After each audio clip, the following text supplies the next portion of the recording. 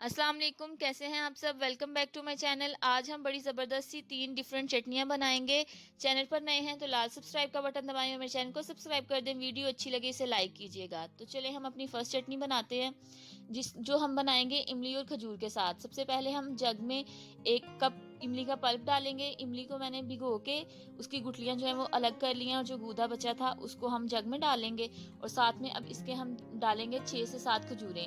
इनकी मैंने गुठलियाँ निकाल के पानी में भिगो दिया था ताकि ये नरम हो जाएं और अच्छे से ब्लेंड होंगी। अब ये भी हम पानी के साथ ही जग में शामिल करेंगे। आप ये चटनी बना के रख सकते हैं, 1 हफ्ते तक आराम से ये चल जाएगी। अब इसमें हम शामिल करेंगे आधा चम्मच सफ़ेद ज़ीरा, 8-10 इसमें साबुत लाल गोल मिर्चें जाएंगी। आप कम या ज़्यादा डाल सकते हैं, जितनी आपको स्पाइसी चाहिए उस हिसाब से डाल लें। 3 चम्मच इसमें सिरका ऐड करेंगे। सिरका ऐड करने से जो है वो चटनी जल्दी ख़राब नहीं होगी। आधा चम्मच इसमें नमक डालेंगे और लास्ट पे इसमें हाफ टी स्पून सूंठ डालेंगे, या आप अदरक पाउडर भी यूज़ कर सकते हैं। अब जग का ढक्कन बंद करेंगे और इसको ब्लेंड कर लेंगे।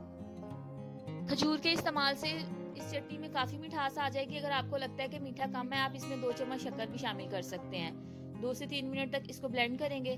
चटनी अच्छे से मिक्स हो गई है। अब इसको एक कटोरी में निकाल लेते हैं। आपको अगर इसको और पतला करना है तो इसमें पानी डाल सकते हैं। मेरे लिहाज से इतनी थिकनेस जो है वो अच्छी है। आप इसको चाट में, दही भल्ले, पकोड़े, समोसे, काफ़ी चीज़ों में ये आपकी इस्तेमाल होगी। 1 हफ्ते तक ख़राब नहीं होगी। इसको फ्रिज में रख के आप यूज़ कर सकते हैं। अब नेक्स्ट हम बनाएंगे हरी वाली चटनी।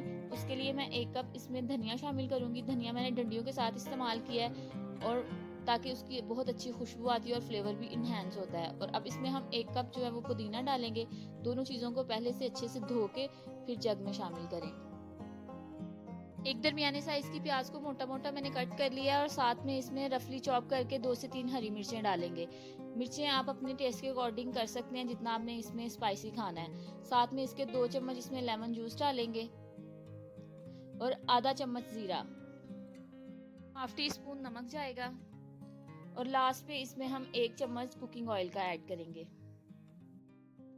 इन सारी चीज़ों को अच्छे से पीसने के लिए 1/4 कप इसमें पानी जाएगा। आप पानी जो है वो स्टार्टिंग में कम डालें। अगर आपको लगे कि चीज़ें अच्छे से नहीं पीस रही तो फिर और डाल सकते हैं। अगर शुरू में ज़्यादा डाल देंगे तो चटनी जो है वो बहुत पतली हो जाएगी। अच्छे से इसको ब्लेंड करेंगे। इस चटनी को आप आइस क्यूब्स में डाल के फ्रीज कर सकते हैं। जब भी आपको ज़रूरत हो 1 क्यूब निकालें, दही में डाल के इस्तेमाल कर लें, या वैसे थोड़ी देर इसको मेल्ट होने दें और अपनी जो यूज़ में लेके आ सकते हैं। बहुत ही इजी है और बहुत ही हैंडी है। आप इसको आराम से फ्रीज करके पूरा रमज़ान जो है वो इस्तेमाल कर सकते हैं। चटनी अच्छे से पिस गई थी। अब इसको हमने एक कटोरी में निकाल लिया। आप देखें इतनी पतली जो है वो ठीक है। अब हम अपनी नेक्स्ट जो चटनी बनाएंगे वो बनाएंगे प्याज, लहसुन और टमाटर के साथ, जिसके लिए यहाँ पे मैंने 1 प्याज लिया दरमियाने साइज का, उसको काट लिया है और 2 टमाटर लिए हैं, उनको भी मोटा मोटा काट लिया। अब इनको हम जग में शामिल करेंगे। 8 से 10 इसमें छिली हुई लहसुन की कलियां जाएंगी। आधा चम्मच सफेद जीरा शामिल करेंगे। 2 फ्रेश कटी हुई लाल मिर्चें शामिल करेंगे। अगर आपके पास फ्रेश वाली लाल मिर्चें ना हो तो आप इसमें 1 चम्मच कुटी हुई लाल मिर्च का शामिल कर दें। और आखिर में 2 चम्मच इसमें कुकिंग ऑयल शामिल करेंगे और साथ आधा चम्मच नमक। ब्लेंड करने के लिए 2 से 3 टेबलस्पून पानी डालेंगे। जग का ढक्कन लगाएंगे और अच्छे से सारी चीजों को पीस लेंगे। इस चटनी को आप पराठों के साथ इस्तेमाल कर सकते हैं, समोसे, स्प्रिंग रोल वगैरह के साथ इस्तेमाल करें। स्प्रिंग रोल की रेसिपी मैंने आपके साथ शेयर की हुई है। अगर आपने नहीं देखी तो लिंक डिस्क्रिप्शन बॉक्स में है, वो भी चेक कर लें। चटनी अच्छे से पिस गई है। अब हम ब्लेंडर को ऑफ करेंगे और इसको अपनी सर्विंग डिश में निकाल लेंगे।